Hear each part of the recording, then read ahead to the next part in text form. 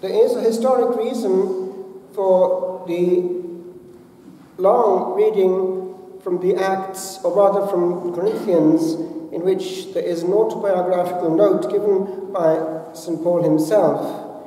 It is that way back, as early as Gregory the Great, the Mass on this day, Sexagesimas, was being celebrated on the occasion of honouring this saint in his own basilica, St. Paul outside the walls. Next Sunday, Quinquagesima, it will be in St. Peter's itself. There is a crescendo as we come into the countdown towards Quadragesima, which gives us the word.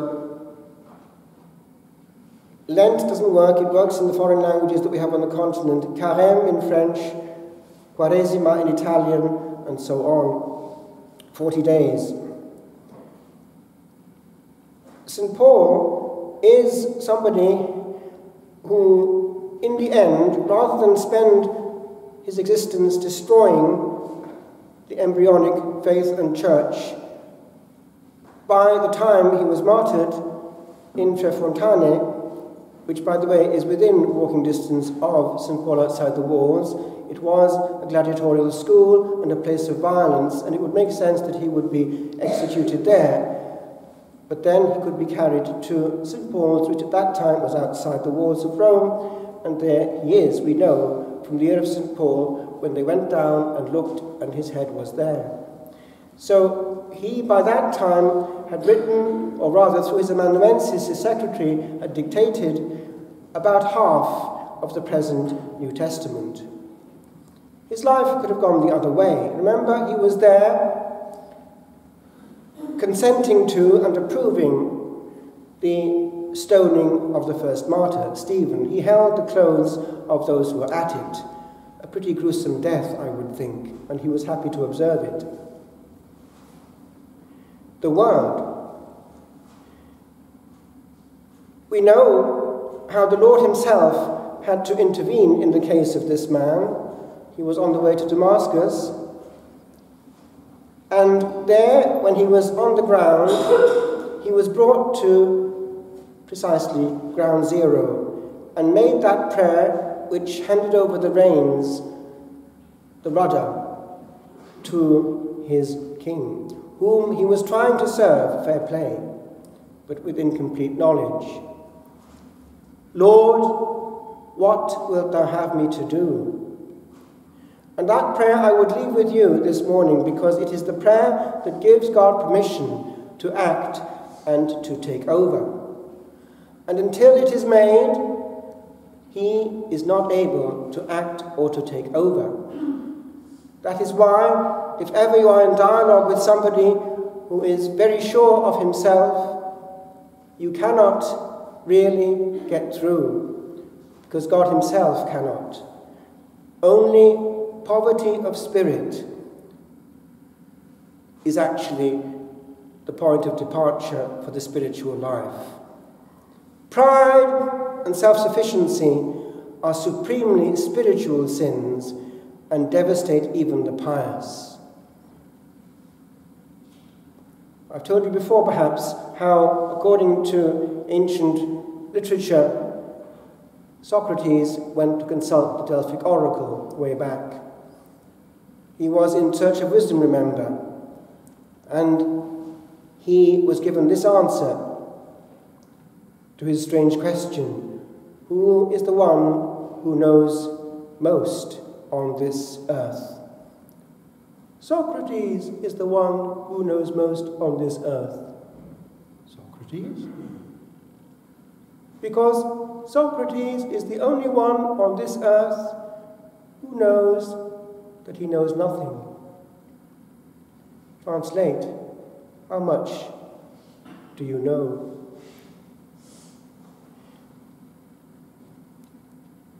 In the quiet of the chapel,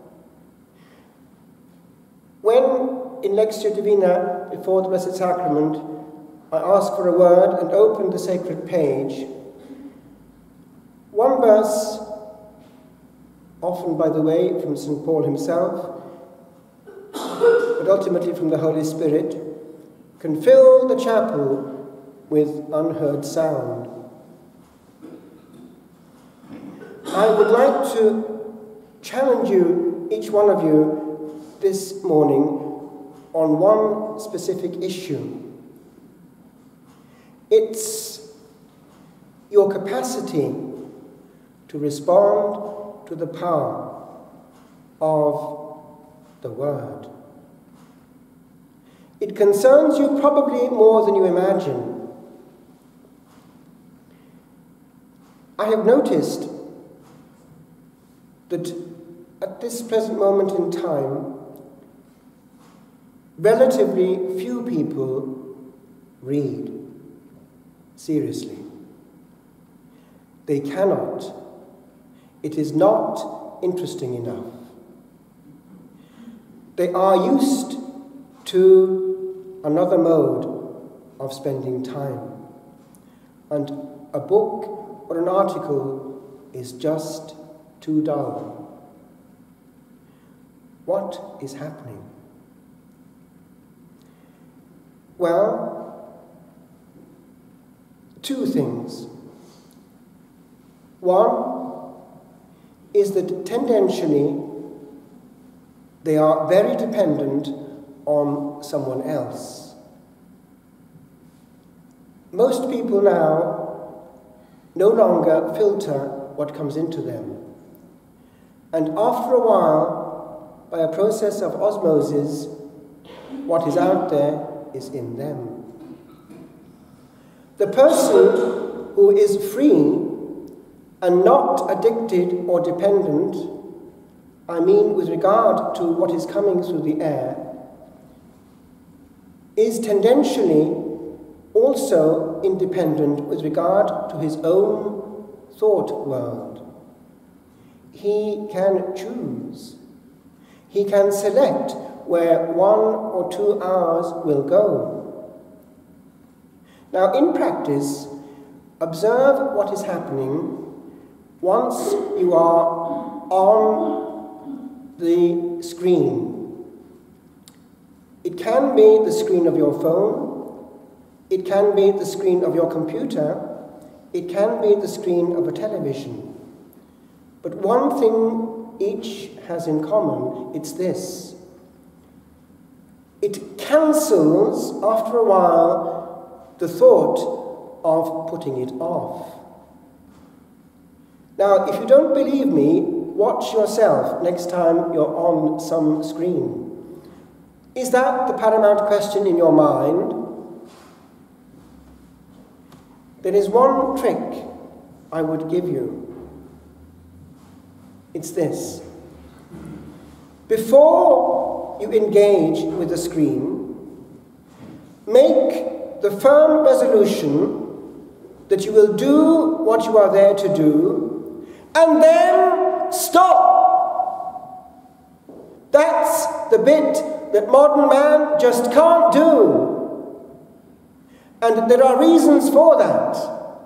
If one looks carefully at what is going on in the cybersphere and the way it works, it is extremely subtle in its addictive mode. One thing pulls up another, related to your search. So you are learning more officially about the search. But in the process, 1 hour has gone into 2. And you have not actually been yourself. You have been at the receiving end of all that was coming at you. In the long, quiet years of solitude in France, where there was no phone or even talk, let alone computer, the power of the word was something else. A page could jerk your emotions profoundly. A picture could be far more powerful than any television program. It's rather like the drug addict. After a while, he's got to increase the dose so as to get the same effect.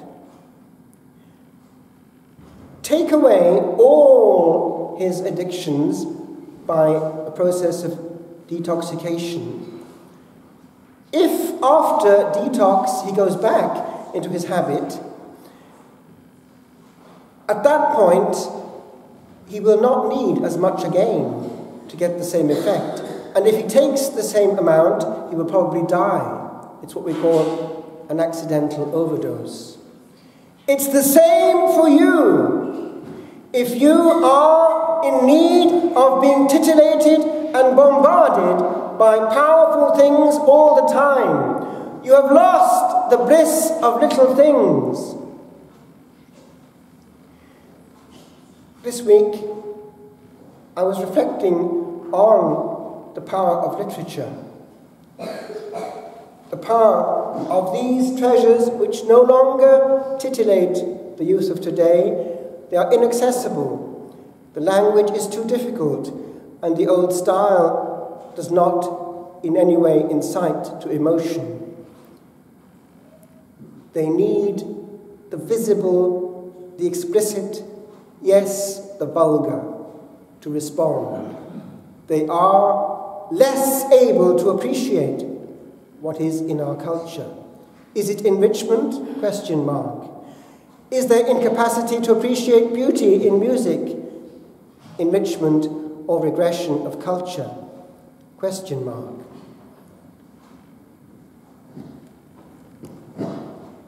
But it hit me also that as in the case of St. Paul, his years by the end were maximally spent in output that will remain until the end of time, so too one person can come and go without a trace, or with leaving something in the air.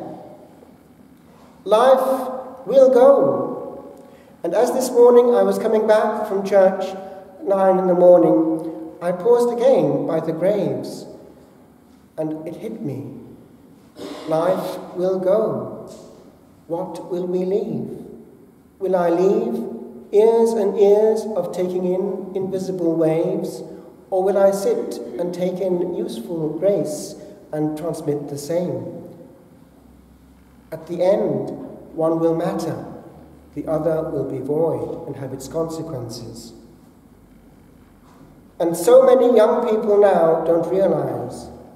So many young people just switch off by suicide. But others too, by a slow process of irresponsible use of time, risk having a short life. Only this week I was talking to friends who were saying what had just happened in their area. A car with 3 young 17-year-olds had had a terrible accident. And it was the result of precisely one of them just having passed his driving test at 17 in the north and wanting probably to show off. And the consequences were lethal for 2 out of the 3. 3, or at least 2, 17-year-olds snuffed out by irresponsible use of time. One can't come back once one makes a mistake of that order, nor can one come back after the same mistake protracted over 10, 20, 30 years of absence from grace. We only have, therefore, this one chance.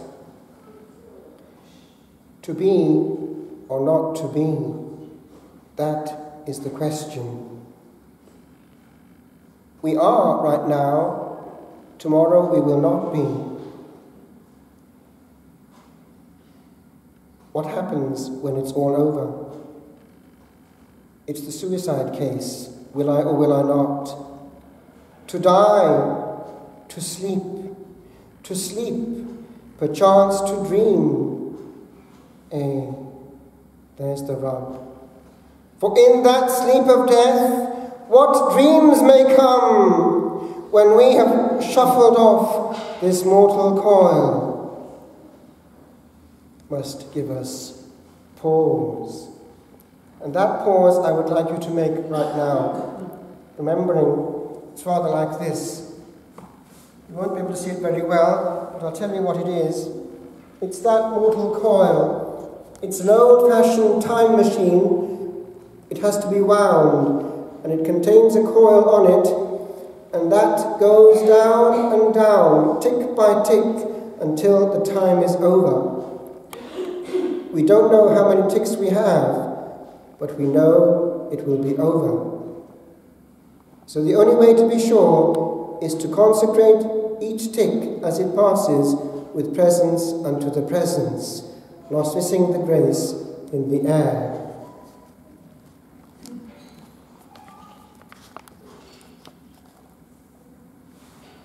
Just a word for the little people at the back there. Are you listening? I want to give you a hint. All you little people, if you want to, in the course of this week, make one simple exercise. At the end of each day, put down roughly how much time you spent in sleeping, eating, playing, and studying. And at the end of the week, look back and see what proportion was spent in each of those. And it will surprise you where your time has gone. Remember now, too many words in the system make you dull. Can you remember this? Words are like leaves, and where they most abound, most truth, much depth of truth beneath is seldom to be found. Remember that? Words are like leaves, and where they most abound, much depth of sense beneath is seldom to be found. Bye-bye.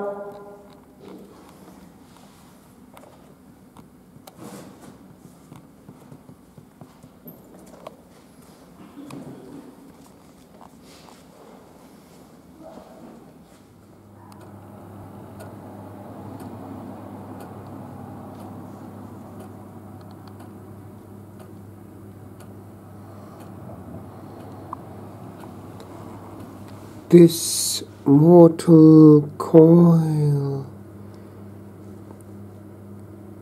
There are but seconds in the universe, but some hold all the world.